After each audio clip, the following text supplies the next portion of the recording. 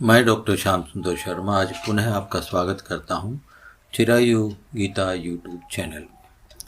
जीवन में होने वाली लगभग हर चीज के पीछे एक अवधारणा निहित होती है, किंतु हम उन अवधारणाओं के पीछे छिपे हुए ज्ञान, विज्ञान या रहस्य को जानने का प्रयास नहीं करते। ओम को विज्ञान ने साउंड ऑफ यूनिवर्स माना है और इसी ओम को महर्षि पतंजलि ने ईश्वर माना है। तस्य वाचकः प्रणव है, उस ईश्वर का नाम प्रणव है, ऐसा उन्होंने कहा। हम में से काफी लोगों ने यह देखा और सुना होगा कि ओम के उच्चारण के पश्चात शांति शब्द को 3 बार बोला जाता है। ओम शांति शांति शांति। इस प्रकार शांति शब्द को 3 बार उच्चारण करते हैं, लेकिन क्यों 3 बार ही क्यों? कुछ तो कारण होगा। 1 बार या 5 बार क्यों नहीं? अधिकांश लोगों को, सनातनियों को इतना तो अवश्य ही मालूम होगा कि सनातन धर्म के अंतर्गत किसी भी पवित्र मंत्रोच्चार के पश्चात ओम के उच्चारण के उपरांत शांति शब्द को 3 बार बोला जाता है। हो सकता है कि कुछ लोगों को इसके पीछे का रहस्य मालूम भी हो, किंतु अधिकांश अनभिज्ञ हैं, मैं ये दावे के साथ कह सकता हूं।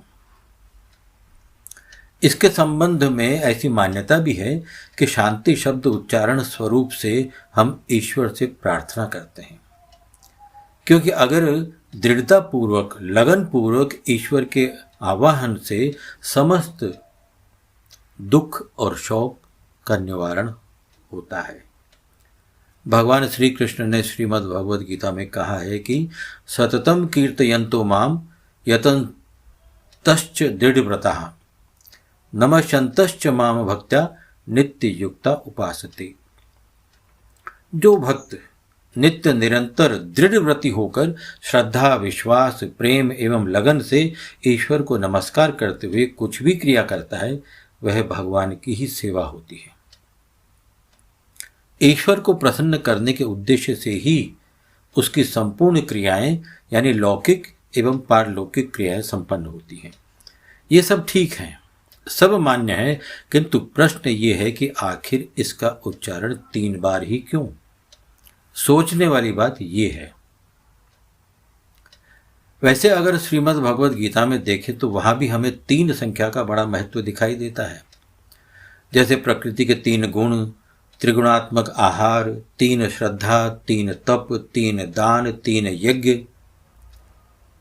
सनातन धर्म में ऐसा माना जाता है कि त्रिवरम सत्यम, यानी किसी बात को यदि 3 बार कहा जाए, दोहराया जाए, तो वह बात सच हो जाती है। और यही कारण है कि हम अपनी बात पर बल देने के लिए उसे 3 बार कहते हैं। और इसका सबसे अच्छा उदाहरण टीवी सीरियल्स में देखा जा सकता है। टीवी धारावाहिकों में आपने भी अनेक बार देखा होगा कि किसी को अगर थप्पड़ मारा गया हो या कहानी में कोई विशेष मोड़ या ट्विस्ट आया हो, तो उस सीन को, उस दृश्य को अलग अलग तरीके से प्रभावी बनाने के लिए 3 बार दिखाया जाता है और दर्शकों में निश्चित रूप से उसका प्रभाव भी पड़ता है। खैर, हमारे जीवन में अनेक प्रकार की बाधाएं आती हैं और इन सभी बाधाओं के होने के कारणों की ओर अगर हम ध्यान दें तो ज्ञात होगा कि इन सभी बाधाओं के होने के भी 3 ही कारण हैं। एक कारण है आधिदैविक, दूसरा कारण है आधिभौतिक और तीसरा कारण है आध्यात्मिक। आधिदैविक में शामिल होती हैं अदृश्य बाधाएं, जिन पर हमारा नियंत्रण नहीं के बराबर होता है, जैसे भूकंप, बाढ़, ज्वालामुखी आदि। आधि भौतिक होती हैं हमारे आसपास की बाधाएं, जैसे दुर्घटना, प्रदूषण, अपराध, और जिनका जनक कभी कभी समाज भी होता है, और इनके अतिरिक्त किसी जीव जंतु के कारण से उत्पन्न हुई बाधाएं। तीसरा आता है आध्यात्मिक। इन बाधाओं में हमारी मानसिक और शारीरिक बाधाएं शामिल हैं, जैसे क्रोध, निराशा, रोग आदि। अब जब हम ओम शांति का मंत्रोच्चार 3 बार करते हैं तो हम ईश्वर से सच्चे मन से यही प्रार्थना करते हैं कि हे परमेश्वर, जब हम अपने कार्यों का दायित्व निभा रहे हों तब कम से कम ये 3 तरह की बाधाएं उत्पन्न न हों।